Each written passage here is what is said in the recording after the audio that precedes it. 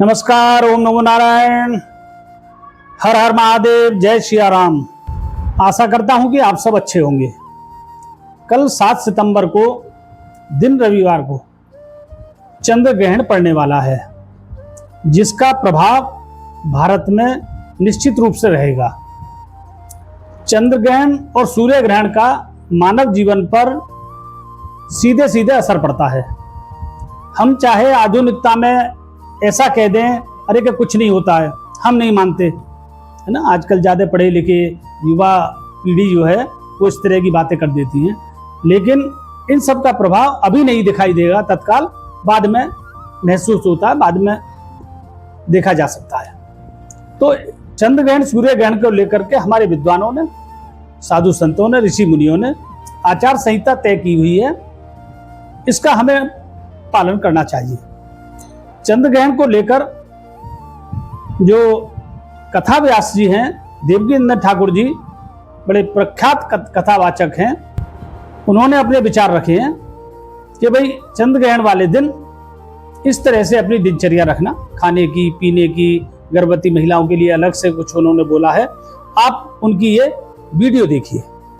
7 सितंबर को एक ऐसी भूगोलिक घटना घटने वाली है जिसका प्रभाव शुभ कार्य करने पर बहुत शुभ फल मिलेगा और अशुभ कार्य करने पर अशुभ फल भी मिलेगा। आपको बताना चाहता हूं, 7 सितंबर को चंद्र ग्रहण होने वाला है और इस चंद्र ग्रहण में कुछ गर्भवती माता बहनों को सावधानी रखनी है, प्रत्येक गृहस्थी को सावधानी रखनी है।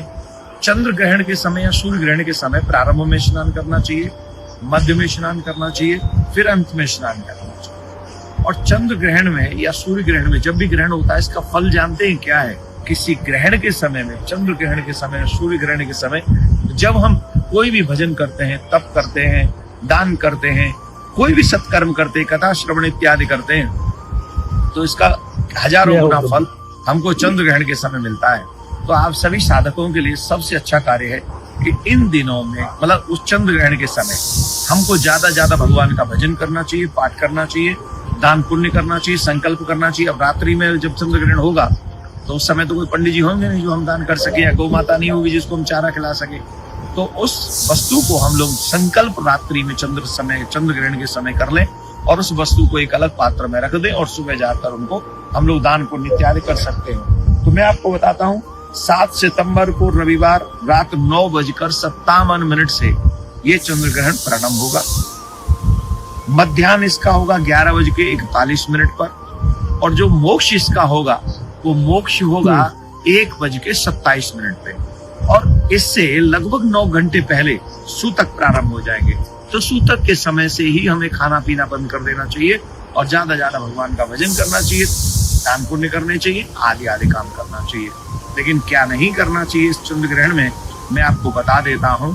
हमें इस चंद्र ग्रहण में असत्य नहीं बोलना चाहिए, हमें ब्रह्मचर्य का पालन करना चाहिए, ब्रह्मचर्य का खंडन नहीं करना चाहिए, हमें किसी पर क्रोध नहीं करना चाहिए। हमें माता बहनों को, जो गर्भवती माता बहनें हैं, उनको चंद्र ग्रहण का दर्शन नहीं करना चाहिए, उन्हें घर में ही भीतर रहना चाहिए। चाकू छुरी का प्रयोग भी हमको ज्यादा नहीं करना चाहिए, और जो अशुभ कार्य है उससे बच के रहें। और चंद्र ग्रहण में सूतक काल में भी रसोई में चूल्हा, अग्नि प्रज्वलित नहीं होनी चाहिए। तो उससे पहले आप भोजन बना के रख लें और व्यवस्था करें, और शेष जब सूतक काल हो और चंद्र ग्रहण हो तब तक हमको व्रत जैसा रखना चाहिए, व्रत ही रखना चाहिए, ज्यादा साधना करनी चाहिए। जिनकी कुंडली है, अगर चंद्र दोष है तो निश्चित तौर पर उसको आप थोड़ा उसके प्रभाव को कम कर सकते हैं। ये शुभ समय है, आप इसको अपने जीवन में उतारिए और अपने जीवन में इसको लाइए। राधे राधे।